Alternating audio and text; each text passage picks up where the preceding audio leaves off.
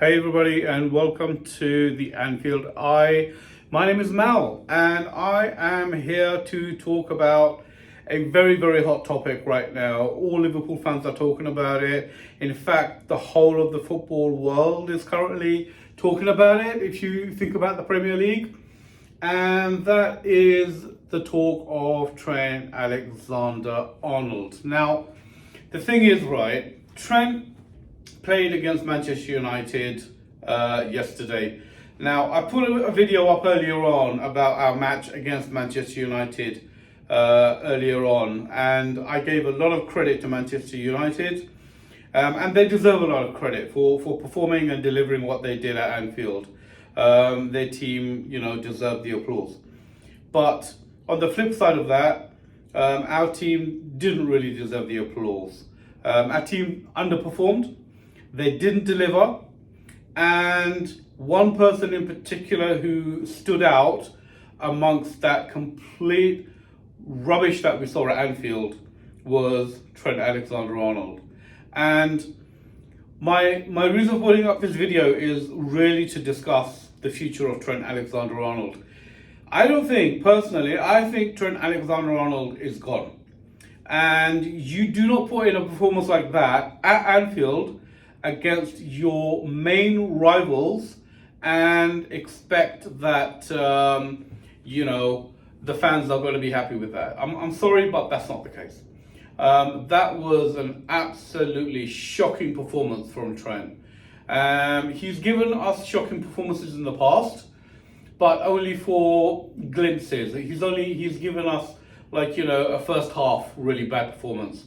Come out in the second half, played really well, or the other way around. He's given a good first half performance, but and a good second half. But yesterday, Trent Alexander-Arnold gave us he was hooked off after, I think, 80 minutes.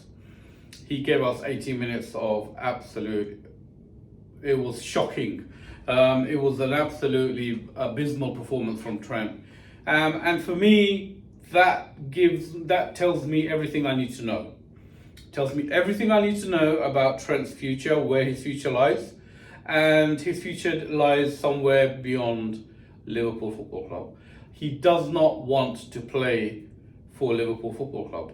If he wanted to play for Liverpool Football Club, he would have been he would have been the standout player yesterday at Anfield. You know why? Because he's Liverpool born and bred. He's been at Liverpool from a very young age. He's worked his way up the ranks. He's fought his way into the first team. He's a regular first team player for Liverpool, and I don't expect that level of a performance from somebody who's born and bred in Liverpool. Just look at all the past players that have played for Liverpool and have come up through the academy. Look at Steven Gerrard. Look at Robbie Fowler. For me, the performance from Trent was, in a way, it was very. It just did not show me that this player was proud to wear that shirt. His performance his mind was somewhere else. It wasn't on the pitch. His mind was somewhere else. And he was just not interested in, defending. He was not interested in attacking. He was all over the place.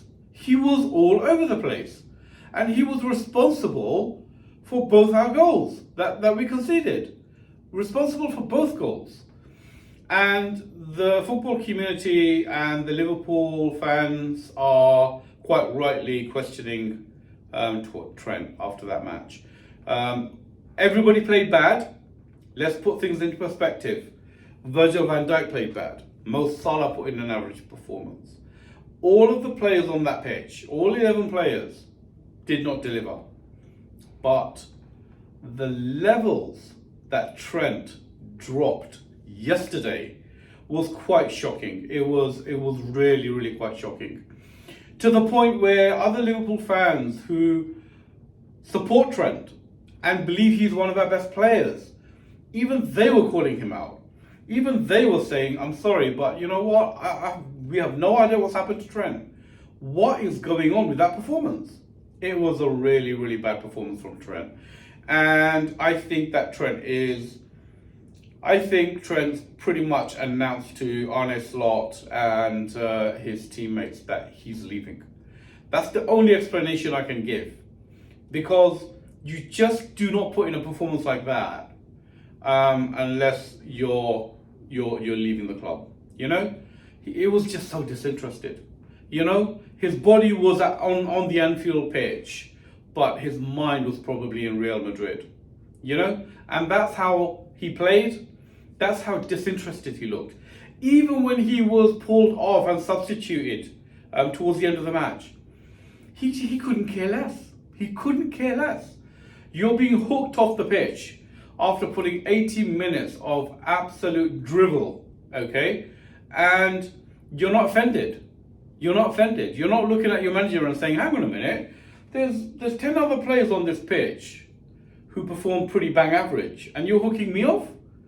And the reason for that is because he was fully aware of the fact that to keep him on that pitch for the full 90 minutes was just not possible. Couldn't do it. And out of Virgil van Dijk, Mo Salah and Trent, I think it's pretty obvious which of those three is going to leave. Now, I'm not going to be, you know, Trent this and Trent that, and you know, because what he has achieved for Liverpool Football Club, and the medal and the trophies and the medals he's won at Liverpool Football Club, you can't hate him. You can't. You know, he's one of our own. He really is, and we can't just say, oh, you know, good riddance, and you know, we hate his guts and we're going to boo him next time he comes to Anfield. No, I think that Liverpool fans should give him the respect that he deserves for the years and years of service that he's provided in that football team. And so we shouldn't be hard on him. We shouldn't really go at him and say, oh, how dare you leave us and go to Real Madrid. It's been done before. McManaman did it. Michael Owen did it. It's not as if, like, you know, this is the first time a Liverpool player is moving over to Real Madrid. But yeah, I can understand the disappointment. I can understand if you're going to leave and you're going to go to Real Madrid, put in a 10 out of 10 performance. Put in a 9 out of 10 performance. Put in an 8 out of 10 performance. But don't drop your shoulders and drop your head and put in a 3 out of 10 performance in the most important football match of our season at home to Manchester United. That was what was shocking. Was, you know what? We don't mind you going to Real Madrid. Go wherever you want. You've earned it. You've earned it. You've earned the move.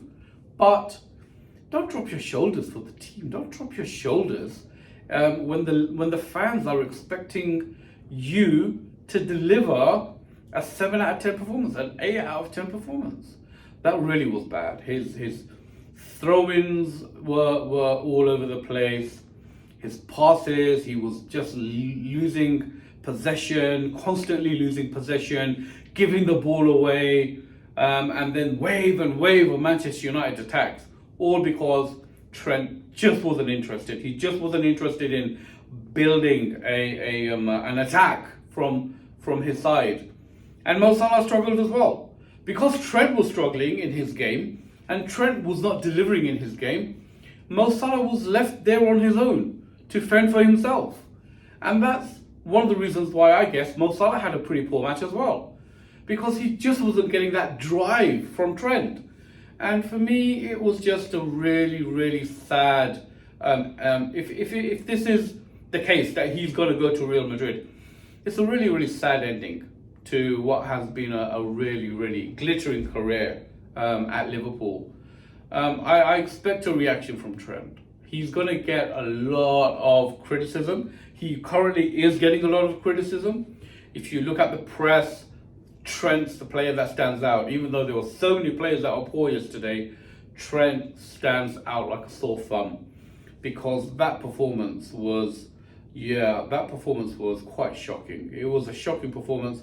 That is why I have put shocking in my video title, because that was quite a shocking performance. I wouldn't have expected that from Trent. Maybe an international player playing for Liverpool, you expect maybe, you know, them to kind of like go through this period where they're out of form, where they're not delivering. But for a homegrown player to not be up for a match against Manchester United, our biggest rivals, that was quite sad. That really was quite sad. And yeah, I wouldn't be surprised if Conor Bradley now plays in the next few games, and Trent is given a rest. You know, maybe Trent's head wasn't in the right place. I don't know. Maybe he was having girlfriend issues. Maybe, you know, he was suffering from cold or flu or something, or he ate a dodgy curry the night before. I don't know. I do not know where that performance came from. What I do know is this: he should have been hooked at half time.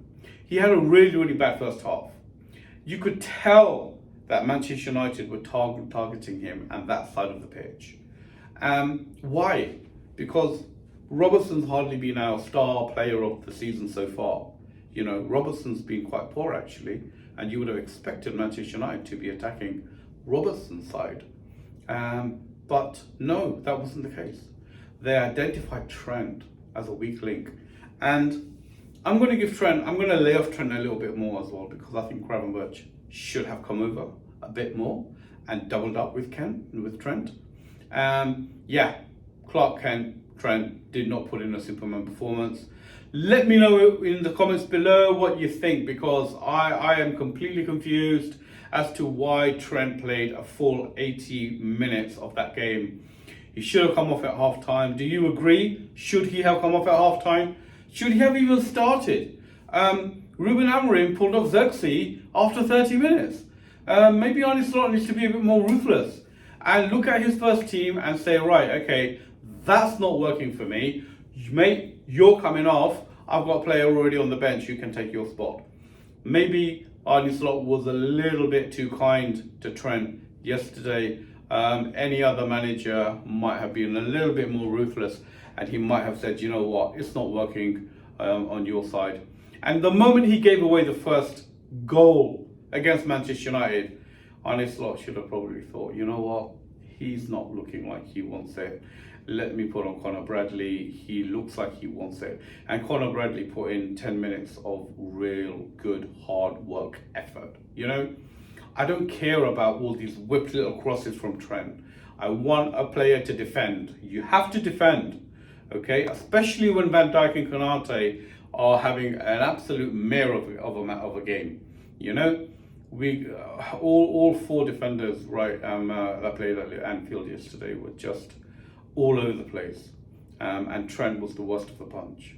But let me know in your comments below. I'm really interested to know, would you start Trent against Tottenham? Would you start Trent against Tottenham? Or would you put Conor Bradley in the first 11 immediately? Because it looks like Trent's leaving. It looks like Trent's on his way to Real Madrid. And if that is the case, then let's put him on the bench for the foreseeable future. And let's bleed Conor Bradley into that first 11. Let him, you know, take his rightful spot as in the Liverpool first 11. Anyway, take care everybody, and I'll see you in the next video. Bye for now.